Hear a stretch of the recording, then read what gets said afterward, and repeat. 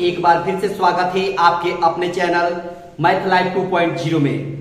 और I hope कि आपकी तैयारी भी बहुत अच्छे तरीके से चल रही होगी, तगड़े तरीके से आप बेहतर तरीके से तैयार हैं इस बिहार शिक्षक भर्ती में फेज 7 एग्जाम को देने के लिए पूरी तरीके से आप तैयार हैं। बस अब क्या करना है कि प्रत्येक दिन प्रैक्टिस करना है। जितना तैयारी आपने किया उतना किया, अब उसको बंद करिए और प्रत्येक दिन केवल प्रैक्टिस करिए, क्योंकि जो जितना ज्यादा प्रैक्टिस करेगा उसको उतना हैबिट में बनेगा। और एक बार हैबिट में बन गया ना बाबू, तो हर सवाल आपके लिए आसान होगा, हर सवाल आपके लिए बेहतर होगा। और परीक्षा हॉल में एक एक झटके में हर सवाल को चटकाइएगा, ठीक है ना। तो अंत तक बने रहिए, हर क्वेश्चन से आपको कुछ ना कुछ सीखने को मिलेगा। बस सेशन को स्टार्ट करते हैं बेहतर तरीके से। बस देखिए, बहुत मजा आने वाला है, अंत तक देखिएगा। बस आपको करना क्या है कि पेन और पेपर लेकर बैठ जाए, ताकि जो भी यूनिक या बेस्ट अप्रोच दिखाई दे तुरंत आप उसको नोट डाउन कर लीजिएगा, ठीक है ना। तो अंत तक बने रहिएगा, बहुत कुछ सीखने को मिलेगा, ठीक है। और अगर चैनल पर पहली बार हैं तो चैनल को सब्सक्राइब कर दें और सब लोग लाइक शेयर दबा के कर दें बेहतर तरीके से, ठीक है ना। तो सीधे चलते हैं क्वेश्चन से, है ना। और ये रहा आज का पहला सवाल, जो बोला है कि गुणनफल के अंत में पहला सवाल बोला है। मैं पहले दिखा देता हूं कि आप क्वेश्चन पूरी तरीके से देख लें। ये पूरा का पूरा क्वेश्चन है जो बिल्कुल आपके एग्जाम ओरिएंटेड तैयार करके लाया गया है। बहुत ही तगड़े तरीके से आप सीखने वाले हैं। देखिए, क्वेश्चन बोला है कि गुणनफल के अंत में शून्यकों की संख्या ज्ञात करें। शून्यकों की संख्या कितनी है, ठीक है ना। देखिए सवाल में बोला है, क्या बोला है, 1,3 बोला है सवाल में। 1 into 3 into 5 into 7 into 9 into 11 ऐसे डॉट डॉट करके 99 into 101 ऐसे करके दिया है और बोल दिया है 101 ऐसे करके दे दिया है और बोल दिया कि शून्यकों की संख्या बताइए। तब शानदार ट्रिक देखिए, शानदार ट्रिक देखिए, आपका दिल खुश हो जाएगा। क्या कहता है देखिएगा।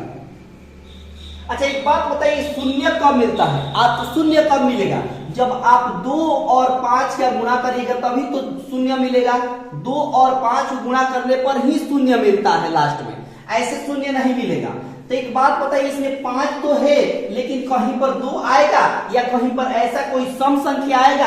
कहीं पर इसमें कहीं पर सम संख्या नहीं आएगी। तो जब तक सम संख्या आएगी नहीं तब तक हम 5 में गुणा करेंगे नहीं सम संख्या से, तब तक ही शून्य आएगा नहीं। तो इसमें एक भी शून्य नहीं आएगा, इसमें एक भी शून्य नहीं आएगा, यकीन मानिए, क्योंकि कहीं पर आपको सम संख्या आने वाली नहीं है। तो इसका आंसर हो जाएगा 0।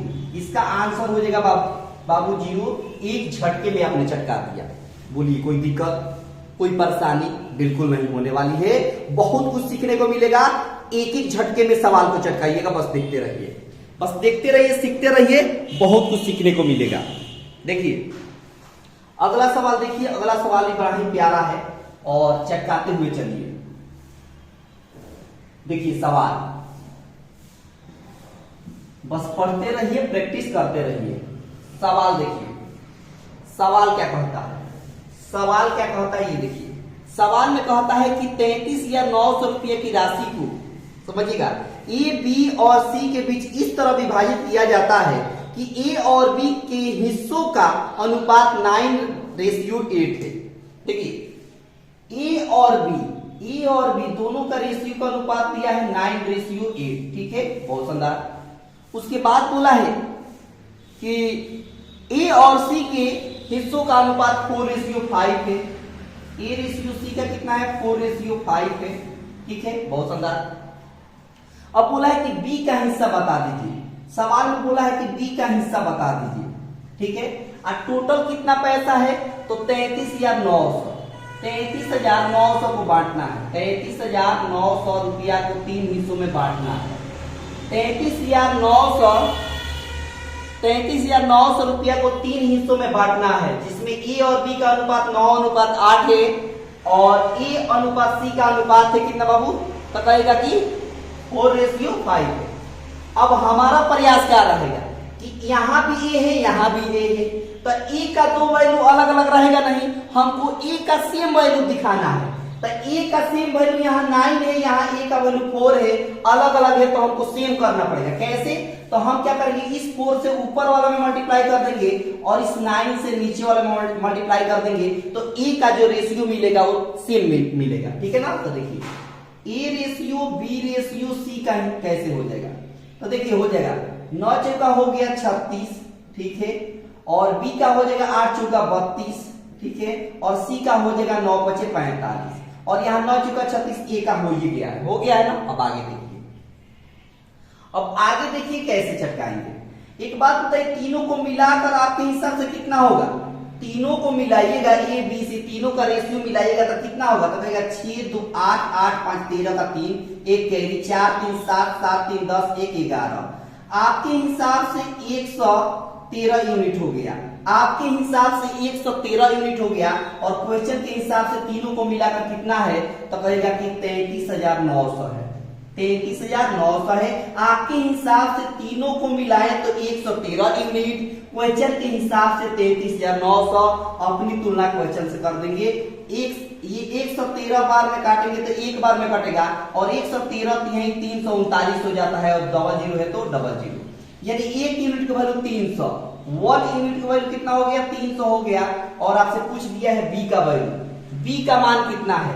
तो बी का कितना यूनिट है? 32 यूनिट है, तो 32 यूनिट का वैल्यू कितना हो जाएगा? 32 से गुणा करेंगे तो 32 नहीं कितना होता है? 96 होता है, और डबल जीरो है तो डबल जीरो, यानी बी का हिस्सा कितना आ गया? 9600। बी का हिस्सा कितना आ गया? तो कहिएगा 9600 आपके सवाल का करेक्ट आंसर हो गया। कैसा लगा ट्रिक आप बताइए?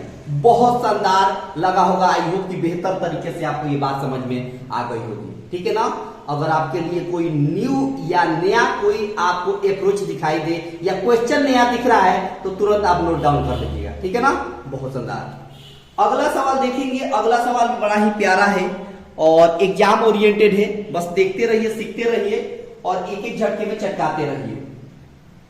देखिए सवाल क्या कहता है।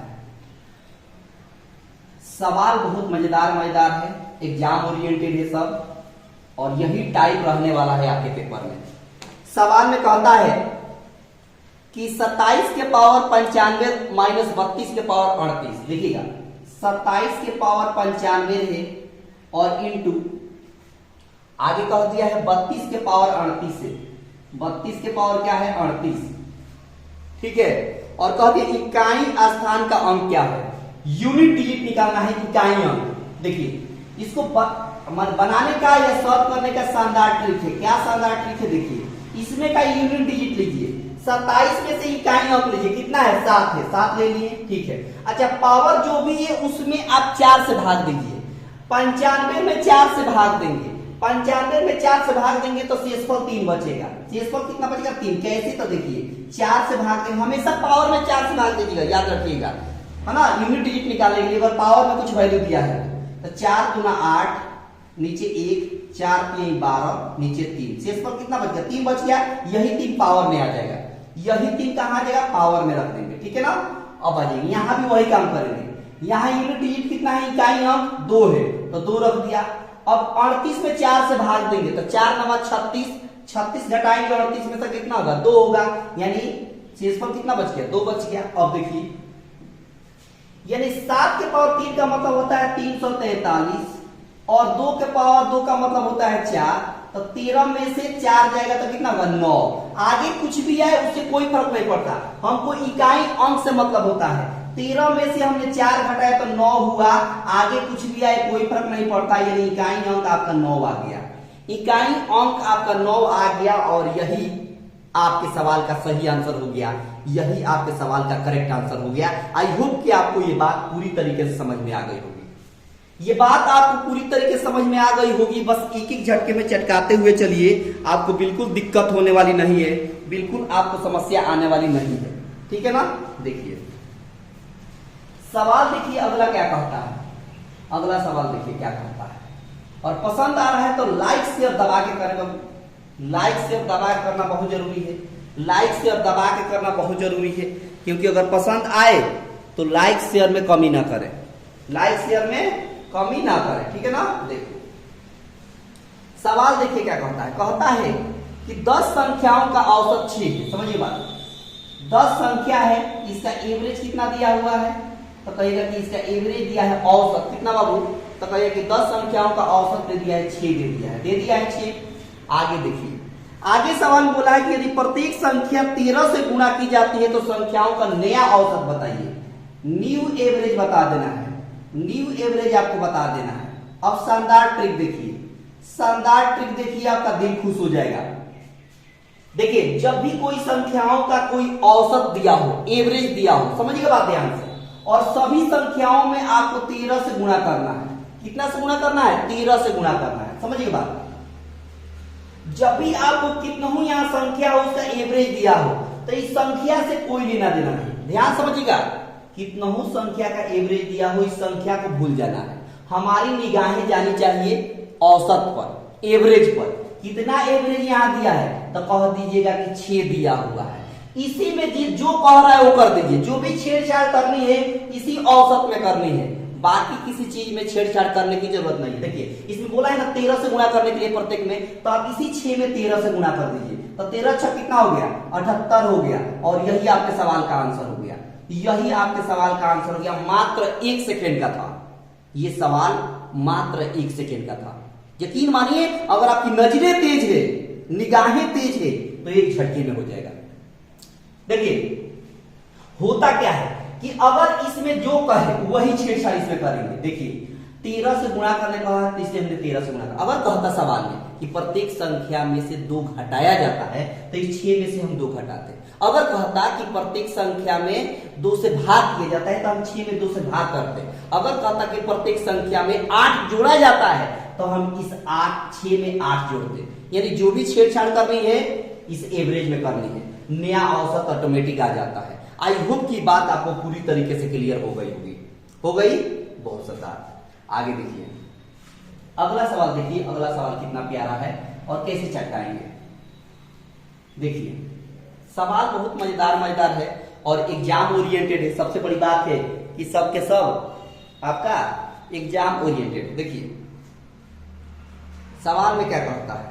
कहता है सवाल में, देखिए, कहता है कि साधारण ब्याज की किस दर पर एक राशि 12 वर्ष में दोगुनी हो जाती है। 12 वर्ष में दोगुनी हो जाती है। तो हमारे पैसा को 100 मान लिया, हमने पैसा को कितना मान लिया? 100 मान लिया। तो ये दोगुना हो जा रहा है, तो 200 हो जाएगा। पैसा मान लीजिए हमने, प्रिंसिपल को हमने 100 माना, तो अमाउंट कितना हो गया? दोगुना हो गया, 200 हो गया।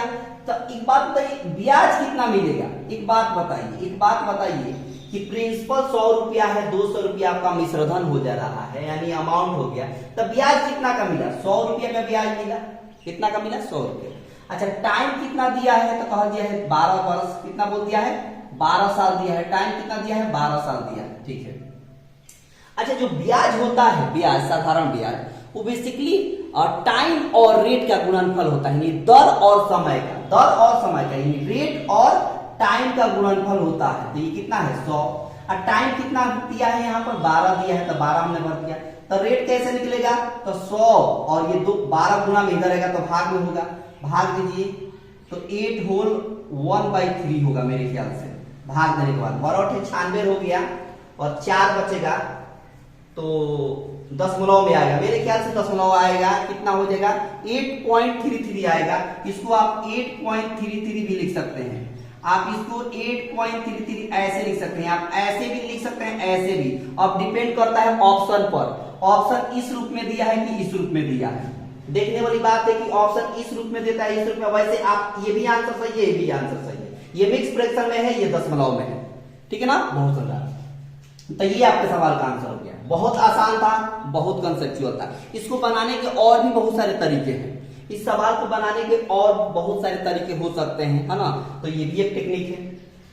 देखिए, सवाल जो आप बना रहे हैं, सीख रहे हैं, आप कैसा सीखे हो, बस तरीका सही होना चाहिए और जल्दी होना चाहिए। क्योंकि सवाल मेथड नहीं पूछता है, सवाल आपको कॉम्पिटिटिव एग्जाम में मेथड नहीं पूछता है कि इसी मेथड से बनाइए या इसी विधि से बनाइए। आप एक पेज में आंसर दीजिए, चाहे एक लाइन में दीजिए, मतलब है आंसर से, वो भी क्विक, जल्दी होना चाहिए आपका आंसर।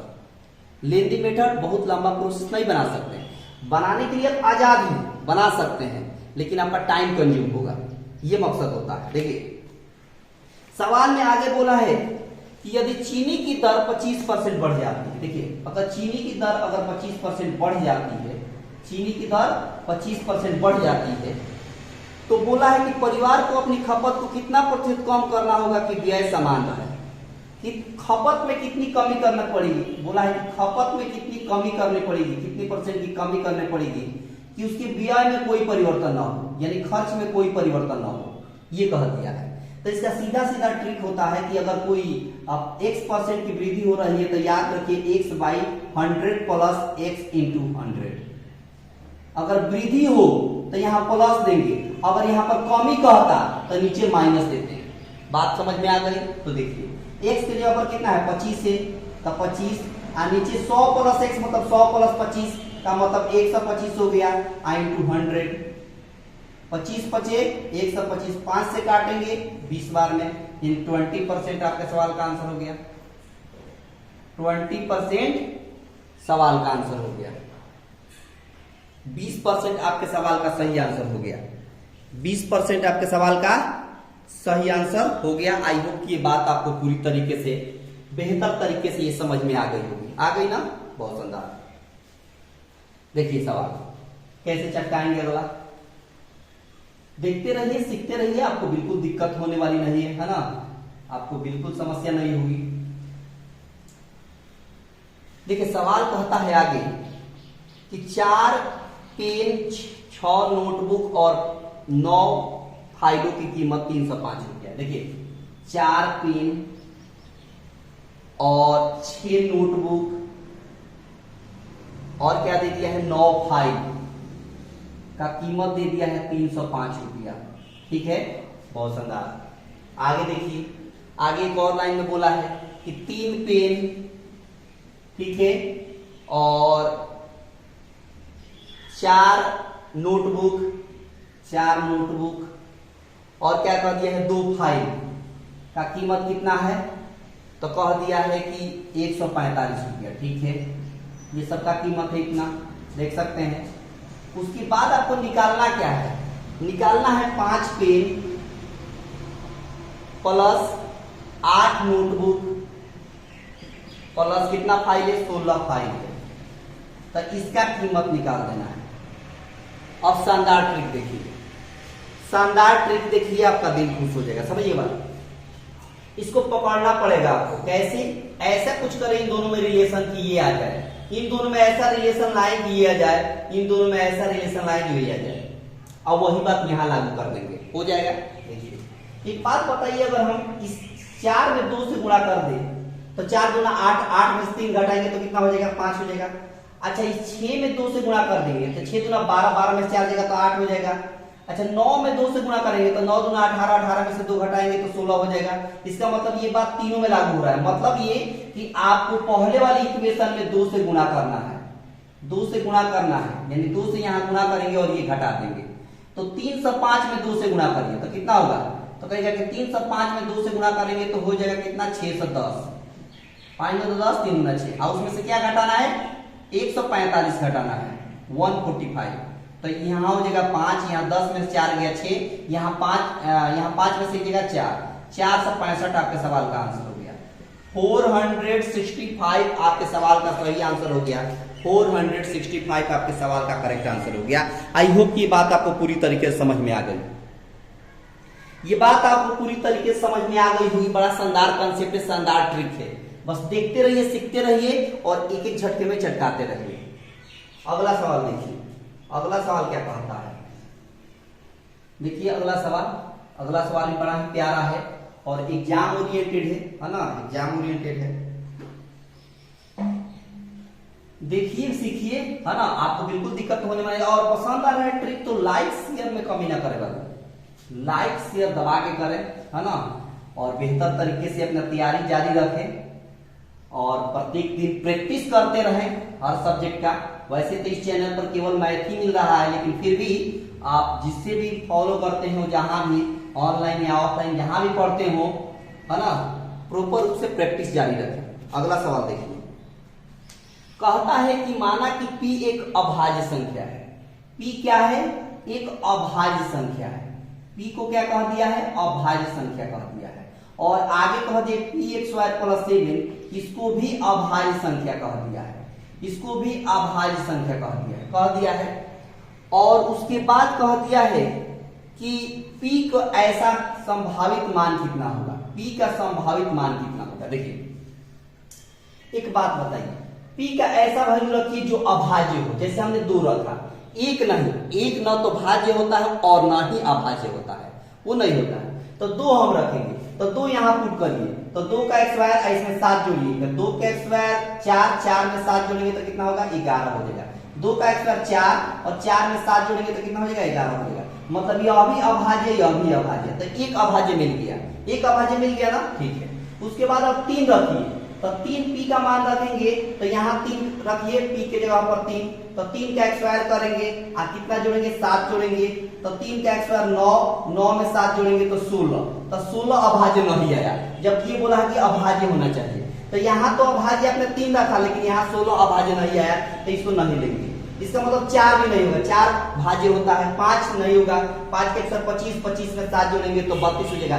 इसके बाद इसका मतलब कि आपको 2 के अलावा ऐसे कोई भी अंक नहीं है जिसमें आप यहाँ रखें तो अभाज्य मिल जाए, नहीं मिलेगा। इसका मतलब एक ही अभाज्य संख्या होगा, एक ही संभावित मान होगा।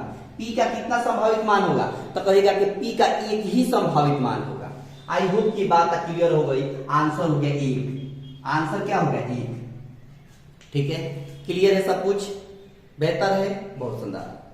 आगे देखिए सवाल देखिए और सीखते रहिए, बिल्कुल दिक्कत होने वाली नहीं है ना, बिल्कुल आपको दिक्कत होने वाली नहीं है। एक एक झटके में चटकाएंगे, एक एक झटके में चटकाते हुए चलिएगा, बिल्कुल दिक्कत आपको होने वाली नहीं है।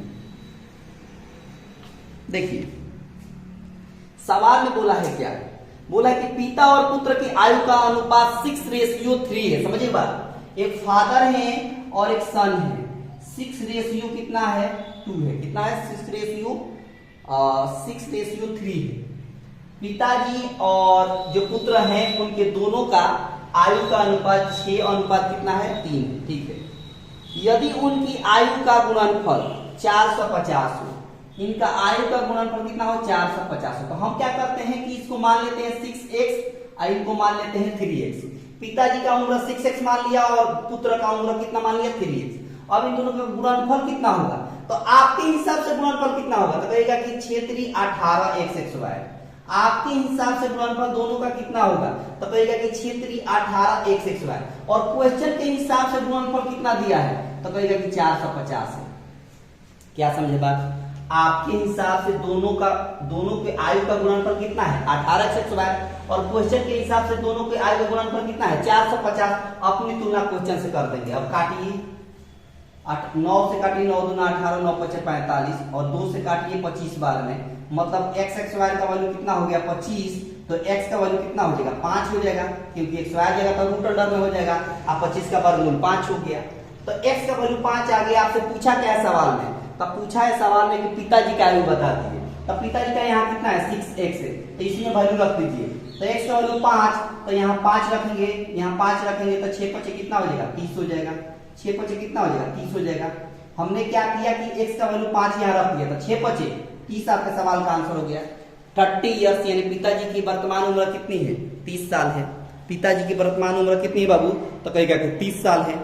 आसान है ना, बिल्कुल हर सवाल एक एक झटके में चटकाने वाला है, इसमें कहीं भी किसी प्रकार का कोई समस्या नहीं है। एक एक झटके में हर सवाल को चटकाइएगा और बिल्कुल दिक्कत आपको होने वाली नहीं है। आराम से देखेंगे, कोई हड़बड़ी नहीं, कोई बेचैनी नहीं। देखिए अगला सवाल देखिए क्या कहता है। अगला सवाल देखिए बड़ा ही प्यारा है और एग्जाम ओरिएंटेड है सब सवाल, देखिए और दबा कर प्रैक्टिस करते चले। देखो ए का बोला है, ए के वेतन का 30%, बी के वेतन के 3/5 के 20% के बराबर। देखिए बोला है कि ए के वेतन का 30%, ठीक है, बराबर है किसकी, बी के वेतन के 3/5 के 20% के बराबर है, 3/5 के 20% के बराबर, यही बोला है। 3/5, हाँ 3/5 के 20% बराबर है। और बी का वेतन 2400 दे दिया है। बी का वेतन कितना दे दिया है? 2400 दे दिया है। और किसका मान निकालना है? कह दिया है कि ए का मान निकाल दीजिए, ए का वैल्यू निकालना है। अब शानदार ट्रिक देखिए, क्या करिए कि ये परसेंट से परसेंट खत्म हो गया। 5 से काटेंगे 5 का 20 हो गया।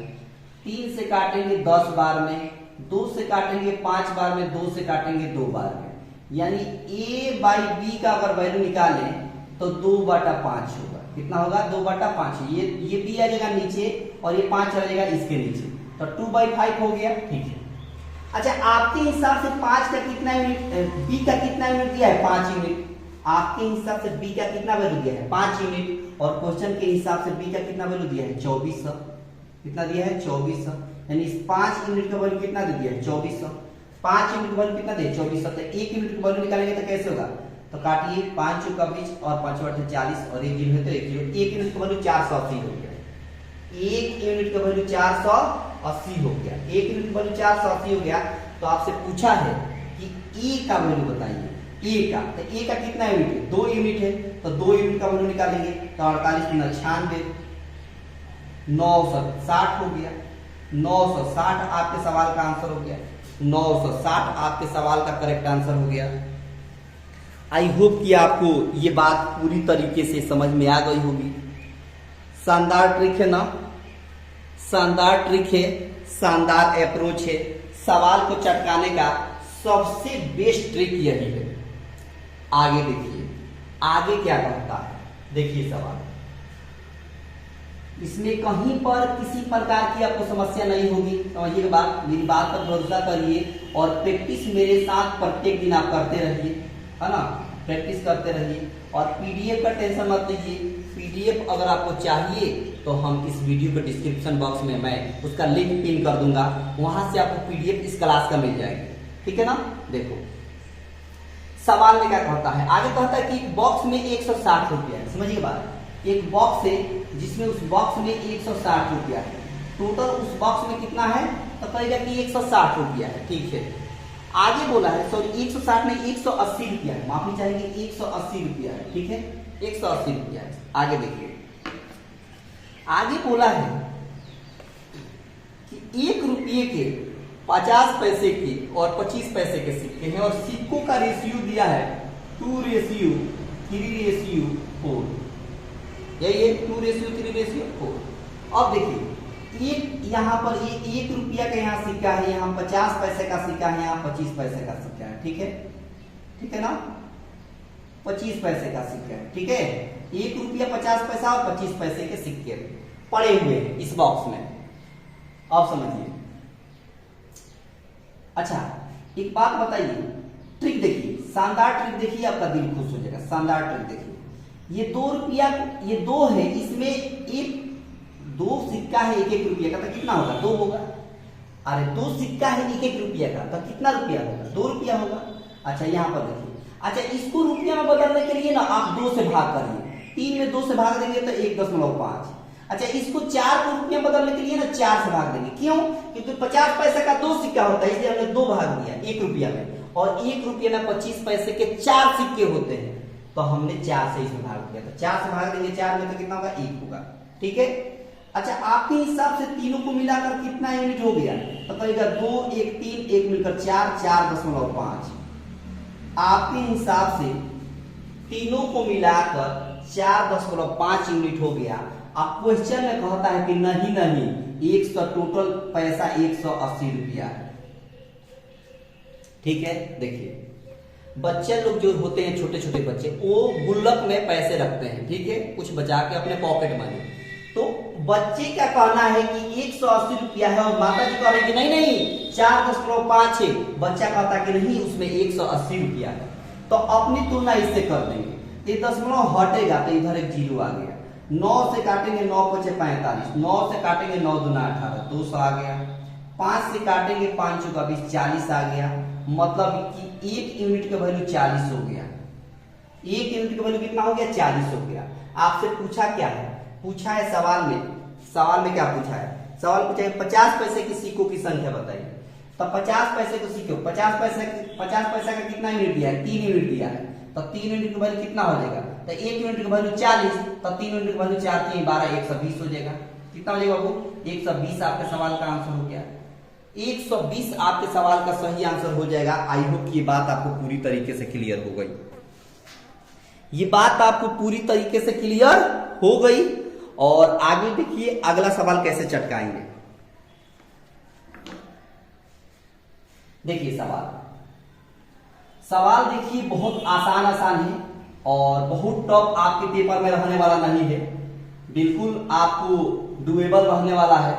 जो चटका दीजिएगा आप भी।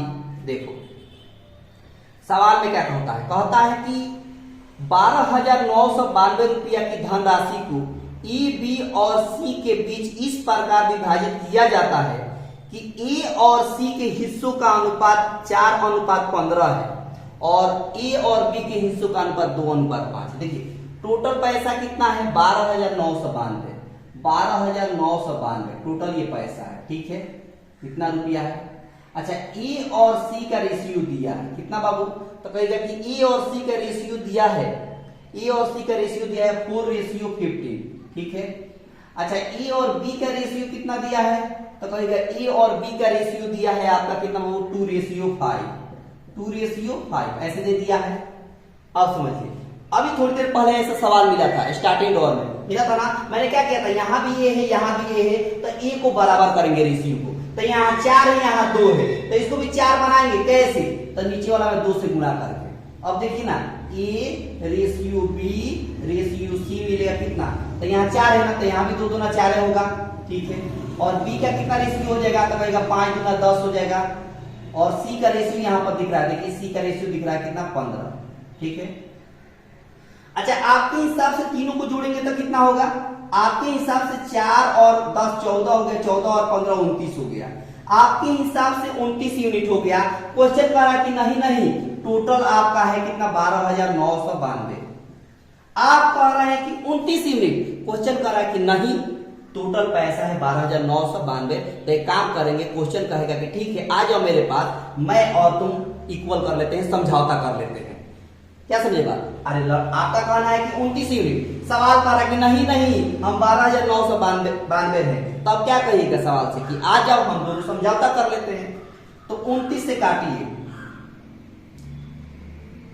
29 से 29 चौका हो गया, फिर 29 चौका हो गया, 29 8 हो गया। ठीक है, 448। यानी 1 यूनिट का वैल्यू हो गया कितना बाबू? 1 यूनिट का वैल्यू हो गया 448। अब आपसे सवाल में पूछा क्या है? सवाल में पूछा क्या है पहले देख लीजिए। सवाल में पूछा है आपसे कि बी और सी के बीच का अंतर बताइए। बी और सी कहाँ है? तो यही तो बी और सी है, इन दोनों का अंतर बताइए, इन दोनों का अंतर। तो 10 और 15 में कितना का अंतर है? 5 का अंतर है। तभी तो 15 में से 10 घटेगा तो 5 यूनिट होगा। तो 5 यूनिट का वैल्यू आपसे पूछ दिया है, तो 5 से गुणा कर दिए। तो 8 × 5 = 40, 4 कैरी, 5 का 20, 20 4 24, 2 कैरी, आगे हो गया 5 का 20, 20 2 22, यानी 2240 रुपया हो गया। बी और सी में कितना का अंतर है? तो कहेगा कि 2240 रुपया का है। और यही आपके सवाल का आंसर हो गया। यही आपके सवाल का आंसर हो गया। आई होप की बात आपको पूरी तरीके से क्लियर हो गई होगी। ये बात आपको पूरी तरीके से क्लियर हो गई होगी। एक एक झटके में चटकाइएगा और बिल्कुल आपको दिक्कत होने वाली नहीं है। क्लियर हो गया बात? आगे बढ़े, बिल्कुल आगे बढ़िए। अगला सवाल देखिए कितना प्यारा है और एग्जाम ओरिएंटेड है। देखिएगा बहुत ही प्यारा है। एक सवाल आपको होमवर्क में मिलेगा, एक सवाल आपको हम होमवर्क में भी देंगे और उसको सॉल्व करके चटकाएंगे आप, और चटका कर कमेंट बॉक्स में आंसर देंगे। देखिए सवाल कहता है कि 18 व्यक्ति प्रतिदिन 8 घंटे काम करके 10 दिनों में 3 इकाई काम करते हैं। ये सवाल बिल्कुल एमडीएच मसाले पे काम करता है। एमडीएच मसाला देखे हैं, एमडीएच मसाला आता है। देखिए M1 D1 H1 और नीचे W1 कितना काम हुआ उतना ही बराबर होता है जितना M2 D2 और H2 बटा W2 के बराबर होता है। M1 मतलब पहले व्यक्ति कितने हैं? 18 व्यक्ति हैं। ठीक है। D1 मतलब कितने दिन में काम हो रहा है? तो 10 दिन में काम हो रहा है। H1 मतलब कितने दिन काम हो रहा है, तो 8 घंटे हो रहा है। कितना यूनिट काम हो गया है, तो कहेगा 3 यूनिट काम हो गया है। ठीक है, आ जाइए इधर। फिर कह रहा है कि 25 व्यक्ति आ गए, तो 25 व्यक्ति लिख दीजिए। कितने दिन में, दिन पता नहीं तो D2 ऐसे ही रहने दीजिए, D2 ऐसे ही रहने दीजिए। ठीक है, D2 को ऐसे ही रहने दीजिए। टाइम कितना लग रहा है, तो कहेगा 6 घंटा लग रहा है। कितना यूनिट काम हुआ, तो कहेगा कि 5 इकाई काम हुआ है। अब इसको काट दो, जितना जल्दी काट सकते हैं उतना जल्दी आपका आंसर हो जाएगा। सीधी सी बात है। 5 से काटिए 50 25, 3 से काटिए 3 6 18, 6 से काटिए 6 बार में, और 5 से करिए 5 गुना 10, 8 गुना 16, तो D2 कितना आ गया, 16 दिन। 16 दिन आपके सवाल का आंसर हो गया। 16 दिन आपके सवाल का आंसर हो गया। कोई दिक्कत बाबू? अरे बोलिए कोई दिक्कत? तो कहेगा बिल्कुल दिक्कत नहीं। और आई होप कि आपको बेहतर तरीके से बात क्लियर हो गई होगी। ये बात आपको पूरी तरीके से क्लियर हो गई होगी। आगे चलते हैं और अगला सवाल हम आपको होमवर्क में देंगे। अगला सवाल आपको होमवर्क में देंगे, आपके स्क्रीन पर मैं देने वाला हूं, है ना। उसको आप नोट डाउन कर लीजिएगा, या वीडियो को पॉज करके आप लिख लीजिएगा, नोट डाउन कर लीजिएगा। नहीं तो मैं सभी क्लास का तो PDF लग ही जाएगा इस वीडियो के डिस्क्रिप्शन बॉक्स में, वहां से आपको मिल जाएगा। तो देखिए और इसको सॉल्व करेंगे। स्क्रीन पर आपके सवाल दिख रहा है ना, स्क्रीन पर सवाल दिख रहा है। इसको वीडियो को पॉज कर सकते हैं और देख सकते हैं, और इसका आंसर आपको कमेंट बॉक्स में देना है। हालांकि ऐसा सवाल मैंने बनवाया है, ठीक है ना। इसका आंसर आपको कमेंट बॉक्स में देना है। अब सेशन को चूंकि यहीं पर मैं समाप्त करता हूं, है ना। कैसा लगा आप बताइएगा कमेंट बॉक्स में, और अगर बेहतर लगा होगा कि नहीं, ये बहुत फायदेमंद है। बेहतर तरीके से सेशन आज का चला है, सवाल भी एग्जाम ओरिएंटेड है, तो लाइक करना नहीं भूलेंगे। सब लोग शेयर कर देंगे अपने दोस्तों के पास, जहां जहां आप एक्टिव हो, जिस जिस ग्रुप में आप एक्टिव हो, सब में शेयर कर दीजिएगा। और चैनल पर जितने लोग पहली बार हैं, चैनल को सब्सक्राइब करके रखेंगे, ठीक है ना। तो मिलते हैं, आप अपना ख्याल रखिएगा। मिलते हैं अगले क्लास में, तब तक आप सभी को जय हिंद।